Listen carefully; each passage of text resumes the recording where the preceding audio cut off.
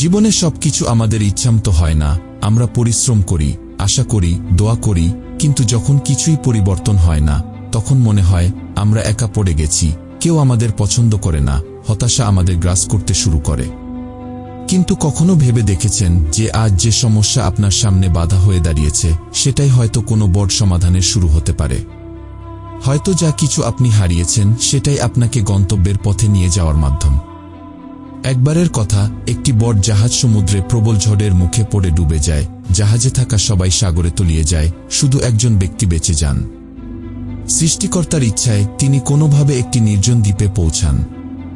জ্ঞান ফিরলে তিনি দেখলেন দ্বীপে তিনি একা। হতাশ হয়ে আকাশের দিকে তাকিয়ে দোয়া করতে লাগলেন, হে আমার রব, আমাকে সাহায্য করুন, দয়া করে আমার জন্য কিছু সাহায্য পাঠান। দিন কেটে যায়, কিন্তু কোনো সাহায্য আসে না। কয়েকদিন পর তিনি দোয়া করা বন্ধ করে দিলেন, কারণ তিনি নিরাশ হয়ে পড়েছিলেন। তাই বেঁচে থাকার জন্য কিছু ডালপালা জড়ো করে একটি তাঁবু বানালেন, নারকেলের গাছ থেকে ফল সংগ্রহ করলেন, মাছ ধরতে শুরু করলেন। দিন 15 থেকে 20 কেটে যায়। এখন তিনি পুরোপুরি আশা ছেড়ে দিয়েছিলেন যে কেউ তাকে উদ্ধার করতে আসবে না। তাই একান্ত নিরুপায় হয়ে তিনি ডালপালা দিয়ে একটি ছোট ঘর তৈরি করলেন। কিন্তু একদিন তিনি জঙ্গলে নারকেল কুড়িয়ে যখন ফিরে এলেন, দেখলেন তার তৈরি করা ঘরটি আগুনে পুড়ে গেছে, সম্পূর্ণভাবে ধ্বংস হয়ে গেছে। তিনি আকাশের দিকে তাকিয়ে কাঁদতে লাগলেন আর বলতে লাগলেন, হে আল্লাহ, আমি তোমার কাছে সাহায্য চেয়েছিলাম, কিন্তু তুমি আমাকে সাহায্য করনি। আমার থাকার জন্য যে ঘর বানিয়েছিলাম, তুমি সেটাও পুড়িয়ে দিয়েছ। কেন আল্লাহ, কেন? তুমি এত নিষ্ঠুর। তিনি কষ্টে আর হতাশায় আল্লাহকে দোষারোপ করতে লাগলেন। একসময় ঘুমিয়ে পড়লেন। পরদিন সকালে প্রবল শব্দে তার ঘুম ভাঙল। তিনি চোখ খুলে দেখলেন বিশাল এক জাহাজ তার দ্বীপের পাশে দাঁড়িয়ে আছে। এটা দেখে তিনি আনন্দে আত্মহারা হয়ে গেলেন। দেরি না করে জাহাজে উঠে পড়লেন। এরপর তিনি জাহাজের ক্যাপ্টেনকে জিজ্ঞাসা করলেন, আপনারা কিভাবে জানলেন আমি এই নির্জন দ্বীপে আটকে আছি?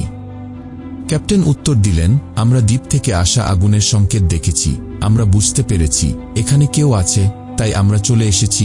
তখন লোকটি তার পুড়ে যাওয়া ঘরের কথা মনে করলেন। তিনি বুঝতে পারলেন ক্যাপ্টেন যে আগুনের সংকেতের কথা বলছিলেন সেটিই ছিল তার পুড়ে যাওয়া ঘরটি।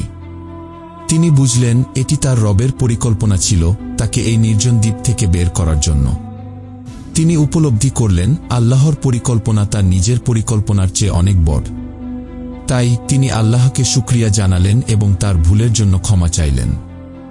আমাদের জীবনেও যখন বিপদ আসে, আমাদের বিশ্বাস কমতে শুরু করে, আমরাও অধৈর্য হয়ে পড়ি এবং উপরওয়ালাকে অভিযোগ করতে থাকি। কিন্তু আমরা জানি না আমাদের জন্য তার পরিকল্পনা কি। আমরা তার পরিকল্পনা কখনো অনুমান করতে পারব না। তিনি এই জগতের সব প্রাণীকে রিজিক দেন, তিনি জানেন কখন কাকে কি দিতে হবে আর কি না দিতে হবে। তাই যখনই আপনার জীবনে কোনো পরিকল্পনা ব্যর্থ হতে দেখবেন, যখন সবকিছু আপনার ইচ্ছার বিরুদ্ধে যাচ্ছে, তখন আল্লাহর উপর বিশ্বাস রাখুন, কারণ তিনি আপনার জন্য অবশ্যই একটি পরিকল্পনা রেখেছেন। তিনি একটি দরজা বন্ধ করার আগে আরেকটি দরজা খুলে দেন। তাই কখনো আশা হারাবেন না।